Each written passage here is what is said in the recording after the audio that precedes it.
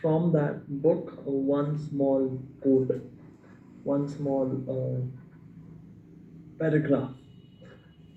Whether you perceive the current market condition as an opportunity and didn't act on your perception, मतलब simple भाषा में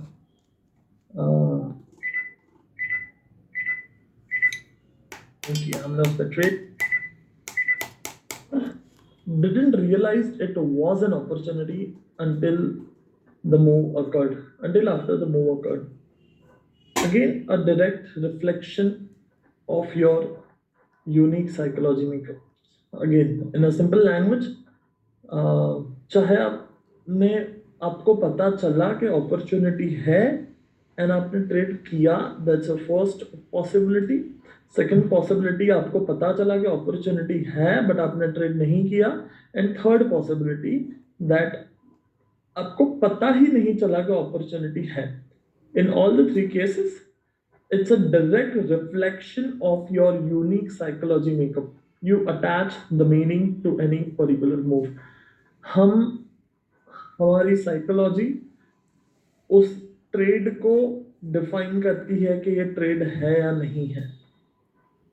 हमारा perception of the trade defines whether it is a trade or it is not a trade.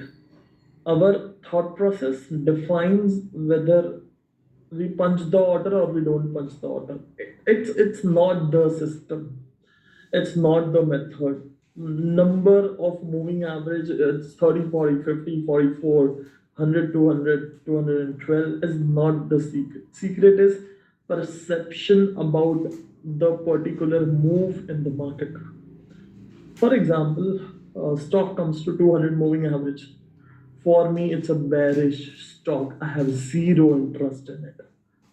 But then for a lot of people, around the globe, not only in India, but across the world, have made crores of rupees on that particular system. Just simple 200 moving average, you can check it on any chart, Nifty, Bank Nifty, stock specific, HDFC, Bajaj Finance, any chart. In daily, weekly, intraday also it works. Simple 200 support trading. It's mind-boggling system. Same stats with 100 moving average also, but for me, something goes below 50 average, I'm out of the market. If something goes below 62, oh, it's a bearish market for me. कि market खत्म हो जाएगा यहाँ से. So it's my perception about market, about a particular move. But for someone, 200 तक कोई they won't even think to move a position. For me, weekly 30 out हुआ, I am done with the market. I will just exit all and relax. I will go to Matheran for a few days. That's how my thinking process works about this market. So see, what's the conclusion? That हमें grammar तो समझ में आ गया जो शायद मैं पिछले 2, 5, 10 minute से बोल रहा हूँ, but then conclusion क्या है, solution क्या है, what's the action to take? See, it's not an action to take, it's a thing to understand. कुछ चीजें होती है जहाँ पे हमें करना होता है, कुछ चीजें होती है जहाँ पे हमें समझना होता है. तो ये वो समझने वाली चीज, that the number which is reflecting on your balance sheet, it's not the system, it's your perception, it's your belief system. We need to understand that very deeply so that we can change our perception about the market and move.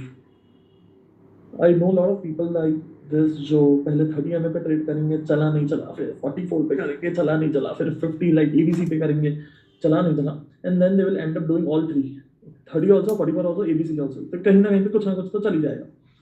But then that's absolutely rubbish method, and must be very rude with my grammar, but that is a rubbish method. It's absolutely not accepted. Our job is to stick to the one moving average.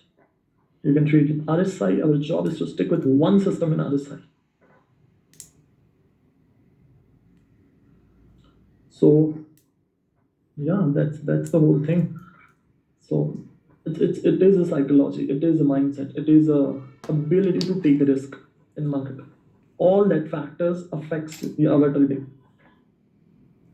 And I can't stress more than this, that you'll say, Siddharth, what's the one line conclusion? Because still the conversation is not concluding anywhere, and I absolutely understand that. The conclusion is this is the conclusion of this paragraph, that our psychology affects our trading. Our psychology, our thought process about the market affects our results. So we need to look into the thought process and psychology rather than finding solutions on charts and average and candle and system. Awesome. Great. I hope you got some value out of this video, because this is very raw conversation. This is very non-motivational, non-actionable conversation. But this is something which is very different, but very real, very authentic conversation. I hope this helped you in your somewhere in your heart. So basically, as you can see, I have wrote that 100x is in small cap. इसका मतलब क्या होता है? एक चीज़ है, generally हम जब मिलते हैं तो I am generally more focused on strategy and mindset and risk management and but वो सब चीज़ों के बीच में ये एक बात है जो शायद रह जाती है कई बार। एंड मैं अगर बोला भी तो भी ऐसा होता है ना कि मतलब वो 1.5 घंटे की क्लास में या 60 मिनट्स के अंदर मैं कहीं पे 15 सेकंड के लिए कोई स्टेटमेंट बोल दिया, बट देन वो हमारे ध्यान में नहीं आता है। So small cap is basically a company which is a छोटा company which has a market capitalization less than 5,000 crore. And जो भी जाइंट कंपनी होती है तो सब लार्ज कैप कंपनीज जो निफ्टी 50 निफ्टी 100 में आती है, वो सब लार्ज कैप कंपनीज है जिसका market capitalization is more than let's say 20,000 crore. Market capitalisation का मतलब सिंपल होता है, कंपनी के कितने शेयर्स मार्केट में अवेलेबल है into share price. So for example Reliance के मार्केट में टोटल शेयर अवेलेबल है 8.5 करोड़ एंड अभी प्राइस चल रहा है 2,000, तो 8.5 करोड़ शेयर्स अवेलेबल है total in market and then 2,000 भाव चल रहा है, तो 8.5 crore into 2,000 equals to market capitalization. So उसी तरीके से कोई छोटी कंपनी है जिसके मार्केट में शेयर्स अवेलेबल है let's say 15,000, again it's just an example, and अभी भाव चल रहा है 3 रुपया, तो 15,000 इंटू 3 रुपया which is 45,000। So 45,000 is a market cap which is below 5,000 crore. So obviously 45,000 market cap नहीं होगा किसी कंपनी का, at least that would be like 10 crore, 50 crore, 100 crore, 500 crore, 1,000 crore, 2,000 crore. Those companies are small cap companies, छोटी कंपनियाँ, छोटी मार्केट कैप वाली कंपनी। सो क्या होता है, आज अगर हम रिलायंस में इन्वेस्ट करते हैं या एशियन पेंट्स में इन्वेस्ट करते हैं या TCS में पैसा डालते हैं, इन्फोसिस में पैसा डालते हैं, ये सारी कंपनियों का जो मार्केट कैप है वो बहुत ज़्यादा है। These are large cap companies. तो यहाँ से ये 100x होने की प्रोबेबिलिटी अगले 10 साल में ऑलमोस्ट ना के बराबर है। सो आज 100x का मतलब क्या होता है, 100 गुना पैसा हो गया, मतलब लाख रुपए का करोड़ रुपया हो गया, इज कॉल्ड 100x। सो यहाँ से अगर मैं रिलायंस में पैसे डालते हैं हम, 2,000 रुपये का शेयर प्राइस चल रहा है, तो वो 2,000 का 20,000, 20,000 का 2 लाख रुपया। सो अगर रिलायंस का शेयर प्राइस 2,000 से 2 लाख जाता है तब जाके मेरा 100x बनेगा, जिसकी प्रोबेबिलिटी ऑलमोस्ट ना के बराबर है। लेकिन कोई ऐसी कंपनी है जिसका प्राइस आज चल रहा है लेट्स से 50 रुपया, 60 रुपया, 80 रुपया, जो छोटी कंपनी है, स्मॉल कैप कंपनी है, जो बहुत अच्छा मे बी काम कर रही है, डेट नहीं है, प्रॉफिटेबिलिटी अच्छी है, एंड जो भी बेसिक चीज़ें मैंने लाइक मल्टीपल प्लेसेस पे कवर करी है, सो उन चीज़ों को मद्देनज़र रखते हुए आप अगर कंपनीज को सेलेक्ट कर पाओ, ऑब्वियसली हमें हमारे सिस्टम फॉलो करनी है, लिक्विडिटी होनी चाहिए, ऑल टाइम हाई होना चाहिए, वो सारे पैरामीटर्स तो पीछे होने ही चाहिए, उसके बिना तो कुछ भी काम नहीं होना है।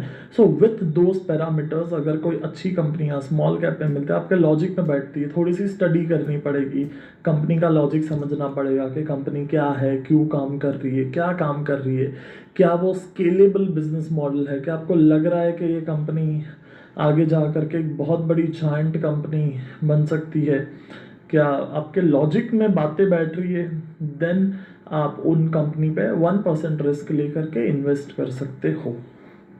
एंड ऑब्वियसली उसके पीछे मेहनत है, ऐसा नहीं है कि आप कोई भी इक्का दुक्का स्मॉल कैप शेयर ले लोगे एंड देन 100x हो जाएगा एंड लाख रुपए का करोड़ रुपए हो जाएगा, वो आप भी जानते हो। सो वो चीज़ नहीं करनी है, जेन्युइनली हमें एक पोर्शन स्मॉल कैप के लिए निकालना है फॉर ये स्पेशली स्ट्रैटेजी उनके लिए बहुत अच्छी है जिनके पास ऑलरेडी एक बड़ा फंड है। हम इनर सर्कल में मैं हमेशा ये चीज़ कहता हूँ दैट सेपरेट योर कैपिटल, अलग करो कैपिटल, एक नया अकाउंट खोलो बच्चों के नाम पे, वाइफ के नाम पे या खुद के नाम पे, जहाँ पे हम स्मॉल कैप इन्वेस्टिंग करेंगे। So open that separate account, open that account, open that thing, and then वहाँ पे फंड दे दो 20 लाख रुपए का, 30 लाख रुपए का। ऑब्वियसली अगेन 20 लाख 30 लाख मैं जनरली बोलता हूँ क्योंकि वो इनर सर्कल होता है, but then depends on your capital.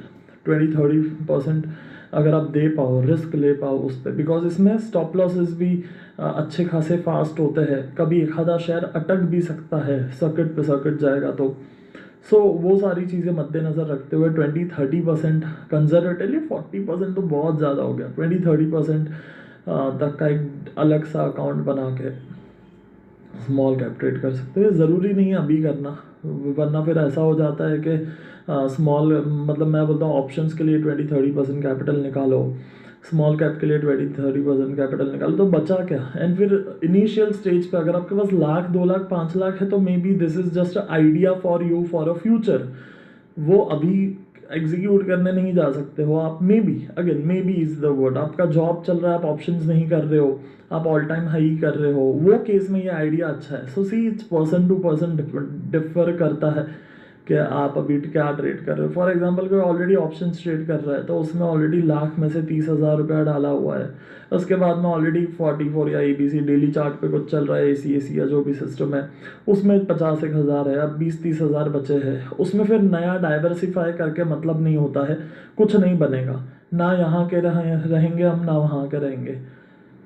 सो इसलिए option is always that better कि हम एक चीज़ पे फोकस करके बड़ा बने पहले, स्पेशली तब जब छोटा कैपिटल है, लाख 2 लाख 3 लाख से ट्रेड कर रहे हैं या 10 लाख से भी ट्रेड कर रहे हैं तो भी इतना डाइवर्सिफाई नहीं करना है, एक दो जगह पे ठीक है। बट हाँ, अगर आप वो करोड़ वाला कैपिटल है, in that case this is for you man, आपको ये करना चाहिए। एंड स्टडी करो इस पर, जो मैंने बोला है वो वापस एक बार सुनो, नोट्स बनाओ, लिखो इसको, एंड देखो अच्छी कंपनियां स्मॉल कैप में जा करके ढूंढो, 20-1 लाख रुपया निकालो अलग से, 20 लाख में लेट्स से हम लाख लाख रुपया इन्वेस्ट करते हैं, अगर लाख लाख रुपया 20 स्टॉक्स हो जाएंगे, अगर मुझे 12-15 के रेंज में रहना है, सो मे बी सवाल, अगर आपको तो 1% के हिसाब से करना है, बट मैं आपको एक आइडिया दे रहा हूँ। सो वो 12-15 के रेंज में रहेंगे 1% से, and then you can see कि उस वहाँ से किस तरीके से 100x स्टॉक्स हमें मिल सकते हैं। चलो great, I am super happy to share this with you, I will meet you in